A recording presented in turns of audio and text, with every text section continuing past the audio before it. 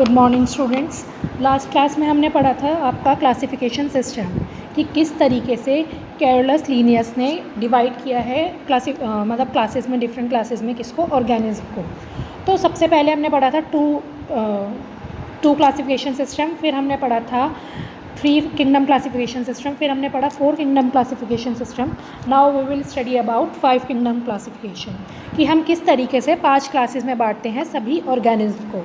ठीक है, तो अब आप देखो ये हमारा है 5 किंगडम क्लासिफिकेशन।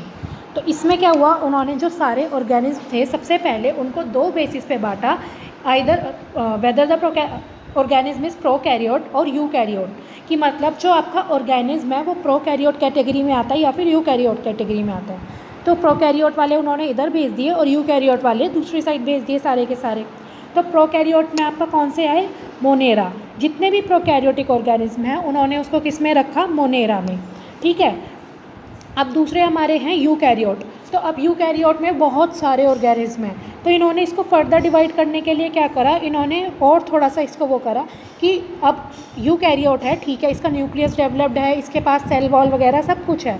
ठीक है, अब इन्होंने क्या करा, इसमें देखा कि ये यूनिसेलुलर है या फिर मल्टी सेलुलर है, मतलब कि सिंगल सेल वाला ऑर्गेनिज्म है या फिर बहुत सारी सेल्स को कंपाइल करके एक ऑर्गेनिज्म बन रहा है। तो इसमें जो यूकैरियोटिक यूनिसेलुलर ऑर्गेनिज्म है उसको उन्होंने रखा किसमें, प्रोटिस्टा में।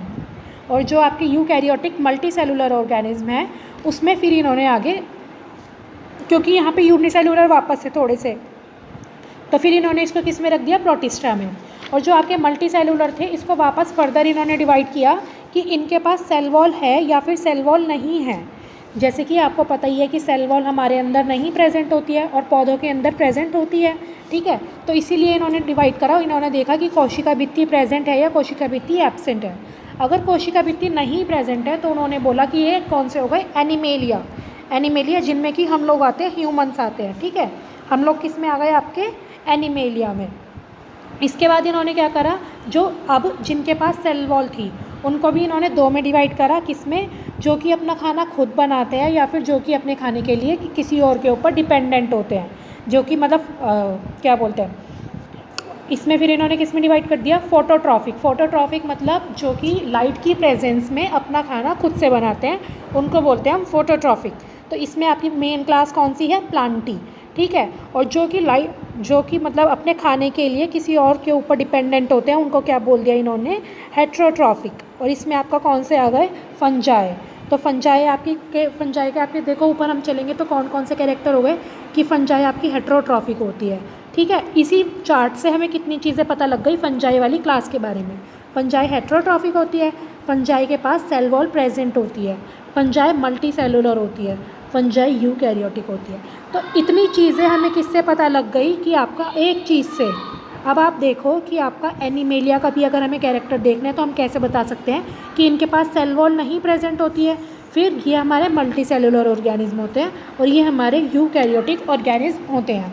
तो अब आपको देखो इसी एक छोटे से चार्ट से कितनी सारी चीज़ें पता लग गई हैं।